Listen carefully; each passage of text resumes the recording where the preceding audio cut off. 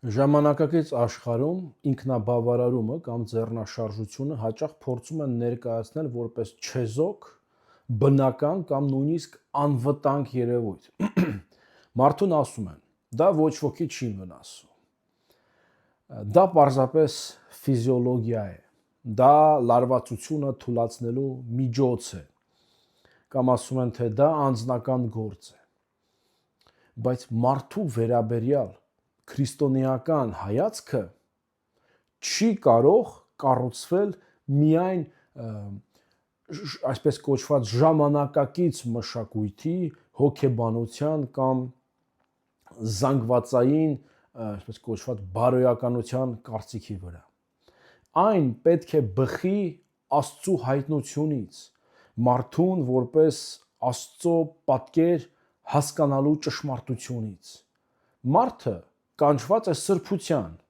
մարդը կանչված է մաքրության և ամբողջականության։ Սկզբից կարևոր է ուրեմն հստակեցնել ինքնապղծության մասին կամ ինքնաբավարարման մասին խոսելիս, ոմանք այն կապում են Ծննդոց գրքում հիշատակվող Օնանի պատմության հետ, Ծննդոցի 38-ի 8-10 համարներում։ Սակայն այս աստվածաշնչյան այս դրվագը խոսում է ոչ թե պարզապես ֆիզիոլոգիական գործողության մասին, այլ ավելի լայն մեղքի, անհնազանդության, եսասիրության ու պարտականությունը կատարելուց հրաժարվելու և ծննդաբերության այդ պարգևի գիտակցված չարաշահման մասին։ Այդ պատճառով էլ ինքնաբավարարության, ինքնապղծության կամ ձեռնաշարժության քրիստոնեական ըմբռնումը չպետք է կառուցվի միայն այդ դրվագի վրա։ Շատ ավելի կարևոր է տեսնել ընդհանուր աստվածաշնչյան սկզբունքը։ Աստված մարդուն կանչում է մաքրության ոչ միայն արտաքին արարքներում, այլ նաև սրտում, մտքում, ցանկություններում և սեփական մարմնի նկատմամբ վերաբերմունքի մեջ։ Սուրբ Պողոս առաքյալը հետևյալ խոսքերն է գրում առաջին Թեսաղոնիկեցիների 5-րդ գլխում. Աստծո կամքն է ձեր սրբությունը, որ հեռու մնաք պոռնկությունից, որ ձեզանից յուրաքանչյուրն իր անոթը պահի սրբությամբ և պատվով, ոչ թե ցանկության կրքով։ Կներեք առաջին Թեսաղոնիկեցիների 4-րդ գլխում 3-ից 5-րդ համարները։ Այստեղ խոսքը միայն արտաքին արգելքի մասին չէ, այլ մարդու ներքին վիճակի մասին է։ Քրիստոնյան կանչված է չլինելու կրքի ծառա, կրքից թրուկ, չապրելու մղումների իշխանության տակ, մարմինը չհնազանդեցնելու իր ցանկություններին, այլ իր մարմինը պահելու, իրեն պահելու սրբությամբ և պատվով Աստծո առջև։ Սուրբ Գիրքը նաև ասում է. չգիտեք, որ ձեր մարմինները ձեր մեջ բնակվող Սուրբ Հոգու տաճարն են։ Ուրեմն փառավորեցեք Աստծուն ձեր մարմիններում և ձեր հոգիներում, որոնք Աստծունն են։ Դա առաջին Կորինթացիների 6-րդ գլխի 19 և 20 համարներն են։ Սա նշանակում է, որ քրիստոնյայի մարմինը պարզապես անձնական սեփականություն չէ, որով կարելի է վարվել առանց հոգևոր պատասխանատվության։ Մարմինը պատկանում է Աստծուն։ Այն կանչված է լինելու ոչ թե կրքի գործիք, այլ Աստծուն փառավորելու մի վայր։ Հենց այս պատճառով ինքնաբավարարության, ինքնապղծության, ձեռնաշարժության այդ խնդիրը չի կարելի սահմանափակել միայն ֆիզիոլոգիայով։ Հարցը միայն այն չէ, թե ինչ է անում քո մարմինը, հարցն այն է, թե ինչ է կատարվում մարդու սրտի, երևակայության, կամքի, խղճի և ներքին ազատության հետ։ Նույնիսկ եթե մարդը մնում է ինքն իր հետ մենակ, նա չի դադարում գտնվել Աստծո առաջ։ Մարկանցից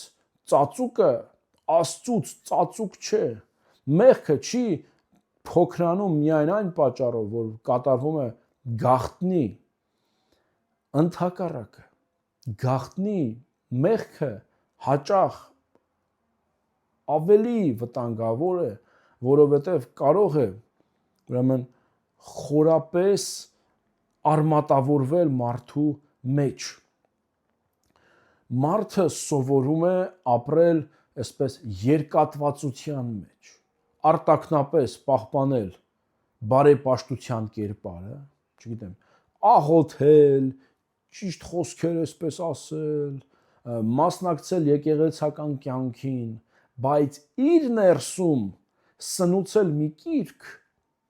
որը չի ցանկանում բերել ապաշխարության լույսի մեջ։ Սրա մեջ է գլխավոր հոգևոր վտանգներից մեկը, կիրքը, որը մշտապես թաքցվում է, աստիճանաբար սկսում է կառավարել մարդուն։ Այն պահանջում է ուրեմն ժամանակ, այդ կիրքը պահանջում է ուշադրություն, երևակայություն, մենություն, արդարացումներ եւ իհարկե կրկնություն։ Սկզբում մարդը կարծում է, թե ինքն է վերահսկում այն կիրքը, բայց ժամանակի ընթացքում նա տեսնում է, որ ինքն արդեն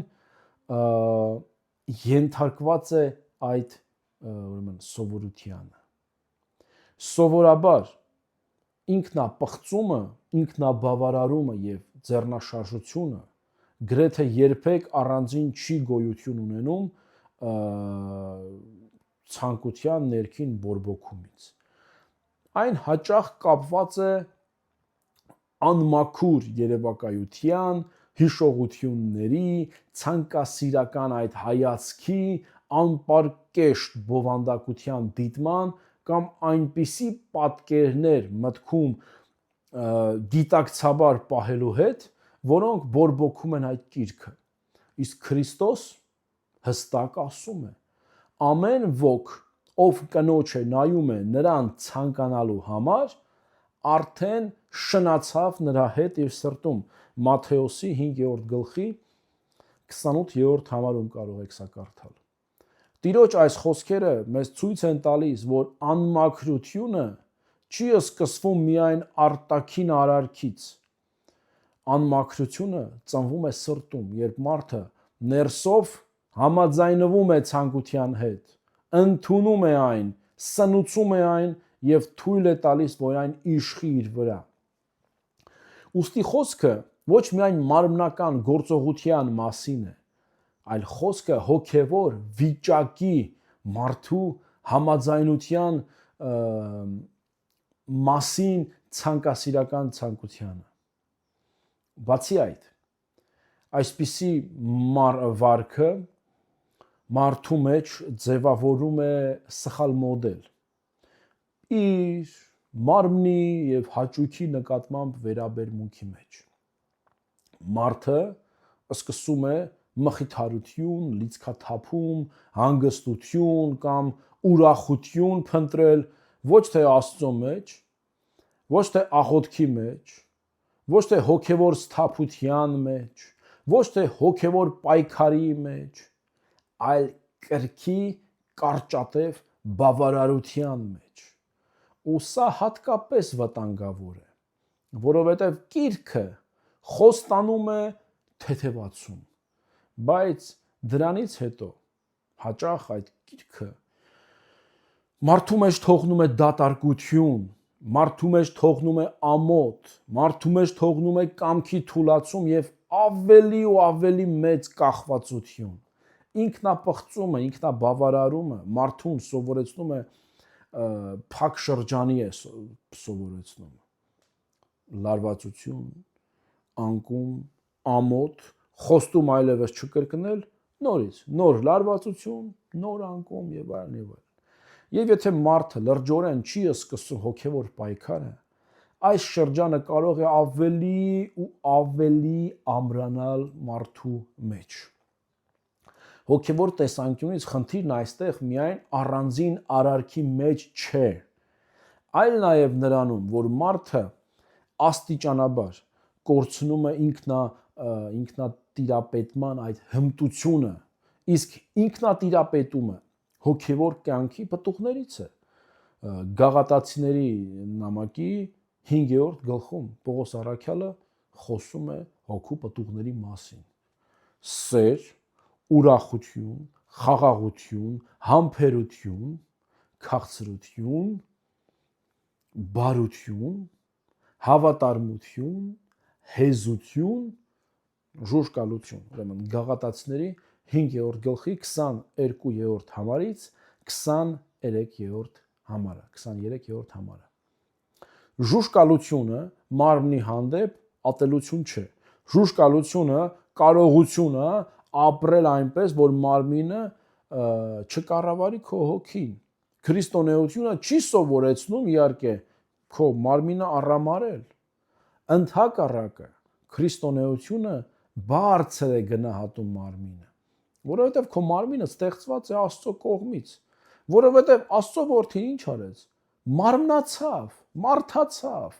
եւ ընդունեց մարդկային բնությունը։ Եվ որովհետև վերջը մարմինը կանչված է հարության, մենք հավատում ենք մեռելների հարությանը, որոնները մարմնապես հարություն։ Բայց հենց այդ պատճառով մարմինը չի կարելի նվաստացնել։ Երբ որ դու քո մարմինը վերածում ես ինքնամփոփ հաճույքի գործի, դու քո մարմինը նվաստացնում ես։ Քրիստոնեական մաքրությունը, ուրեմն մարմնականության ժխտումը չէ, այլ դրա նկատմամբ ճիշտ, սուրբ եւ ողջամիտ վերաբերմունք է։ Նաեւ շատ կարեւոր է ասել, որ այս կրքի դեմ պայքարը չպետք է ուրեմն վերածվի հուսահատության։ Սատանան երկու ձևով է գործում։ Ուրեմն մեղքից առաջ մարդուն ասում է. սա վտանգավոր բան չէ, գնա հանգիստ այդ մեղքը գործի, չվախենաս, գործի վտանգավոր չէ։ Մեղքից հետո մարդուն ասում է, որ դու արդեն կորսված ես, Աստված քեզ չի ընդունի եւ այլն եւ այլն։ Երկուսն էլ սուտ են։ Մեղքն իսկապես լուրջ է, բայց Աստծո ողորմությունը ավելի զորավոր է, քան մեղքը։ Անկումը պետք չէ արդարացնել, այլ պետք է բերել Աստծո առաջ ապաշխարությամբ։ Ուրեմն այստեղից ելքը սկսվում է Աստծո առաջ ազնվությունից։ Պետք է ազնիվ լինել Աստծո առաջ։ Ոչ թե ինքնախաբեությամբ զբաղվել, ոչ թե մեղքը նորմա անվանելու փորձից, ոչ անվերջանալի այդ արդարացումներից, ոչ էլ այն մտքից, թե բոլորները այդպես են անում, ուրեմն սարսափելի բան չկա այստեղ։ Պետք է սկսվի ճշմարտությունից, պետք է դիմենք Աստծուն։ Տեր, ես մեղք գործեցի։ Ես չեմ ուզում լինել այս կրքի ստրուկ, այս կրքի ծառան։ Խնդրում եմ Տեր, մաքրիր ինձ, զորացրու ինձ, սովորեցրու ինձ ապրել մաքրության մեջ։ Իր առաջին նամակի, ընթանական նամակի մեջ Հովհաննես առաքյալը գրում է. եթե խոստովանենք մեր մեղքերը, նա հավատարիմ է եւ արդար, ներելու մեզ մեր մեղքերը եւ մաքրելու մեզ ամեն տեսակ անիրավությունից։ Ուրեմն չեմ սխալվում, դա Հովհաննես առաքյալի առաջին գրքի մեջ է գրված, գլխի մեջ է գրված, առաջին նամակի։ Ու սա շատ կարևոր է, Աստված ոչ միայն ներում է, այլ նաև մաքրում է, նա ոչ միայն հանդիմանում է մեղքը, այլ նաև ուժ է տալիս, որպեսզի մենք դրանից դուրս գանք։ Բայց մաքրությունը գալիս է այնտեղ, որտեղ մարդը դադարում է թաքնվել եւ կանգնում է Աստծո առաջ ամենայն ճշմարտությամբ։ Ուրեմն գործնականորեն այսա նշանակում է, որ մարդը պետք է ոչ միայն ափսոսանք ապրի անկումներից հետո, հոգևոր անկումներից հետո, այլ նաև նախորոք փոխի իր ապրելակերպը։ Դու պետք է կտրես գայթակղության աղբյուրները։ Ինչի մասին է խոսքը։ Դա անպարկեշտ բովանդակությունը պետք է կտրես։ Վտանգավոր էջերը, գրգռող, այսպես կոչված, նամակագրությունները, մենությունը, այն ժամերին, երբ մարդը ամենից հաճախ ընկնում է, ինտերնետում աննպատակ նստելու քո սովորությունը, ֆիլմերն ու երաժշտությունները, որոնք բորբոքում են քո երևակայությունը, չի կարելի աղոթել մաքրության համար եւ միաժամանակ կամովին սնուցել այն, ինչ քանդում է մաքրությունը։ Դա մի անմիտ բան է, աղոթում ես մի բանի համար եւ անում ես այն այդ ինչ որ դա ոչնչացնում ես։ Նաեւ կարեւոր է միայնակ չմնալ այս պայքարի մեջ։ Եթե մեղքը դարձել է կայուն կախվածություն իհարկե։ Երբեմն մարդուն անհրաժեշտ է անհատական խոստովանություն, հոգևոր առաջնորդություն, աղոթքի, պահքի, աշխատանքի, քնի կարգապահության եւ ֆիզիկական ակտիվության լուրջ կարգ եւ անկեղծ զրույց փորձառու առաջնորդի հետ։ Այնտեղ, որտեղ կա կախվածություն առաջացնող վարք, նաեւ օգտակար է չանտեսել ուրեմն մասնագիտական օգնությունը։ Եթե մարդը տեսնում է, որ միայնակ չի կարողանում այս ամեն ինչը հաղթահարել։ Սա չի վերացնում ապաշխարությունը, այլ կարող է օգնել մարդուն հասկանալ սովորության մեխանիզմները եւ սովորել սթափ դիմադրել այս ամեն ինչին, սովորել սթափ դիմադրություն։ Բայց գլխավորը հիշելն է, որ քրիստոնյայի նպատակը պարզապես այլևս չընկնելը չէ։ Նպատակն է սովորել ապրել Աստծո առաջ ողջամիտ, ողջախոհ, մաքուր եւ ազատ։ Մաքրությունը միայն մեղավոր գործողության բացակայությունը չէ։ Մաքրությունը դա սրտի վիճակ է, որը ցանկանում է ամբողջապես պատկանել Աստծուն։ Ուստի ինքնաբավարարության, ինքապղծության, ձեռնաշարժության հարցը միայն ֆիզիոլոգիայի հարց չէ, դա հոգևոր ազատության հարց է։ Ո՞վ է կառավարում մարդուն։ Աստծու հոգին, թե կիրքը։ Ինչ է մարդը անում իր մարմնի հետ։ Փառավորում է Աստծուն, թե ենթարկում է իրեն ցանկությանը։ Որտեղ է նա փնտրում մխիթարություն։ Աստծո մեջ, թե կարճատև բավարարության մեջ, որը նորից դատարկ է թողնում մարդու հոգին։ Քրիստոնյան կանչված է ոչ թե ստրկության, ոչ թե ծառա լինելու, այլ ազատության։ Բայց իրական ազատությունը այն չէ, որ մարդը կարող անել ամեն ինչ, ինչ ուզում է։ Իրական ազատությունը այն կարողությունն է ստրուկ չլինել նրան, ինչը քանդում է քո հոգին։ Ազատության համար է կանչված դուք, եղբայրներ, էլի նույն գլխի արդեն 13-րդ Գաղատացիների 5:13։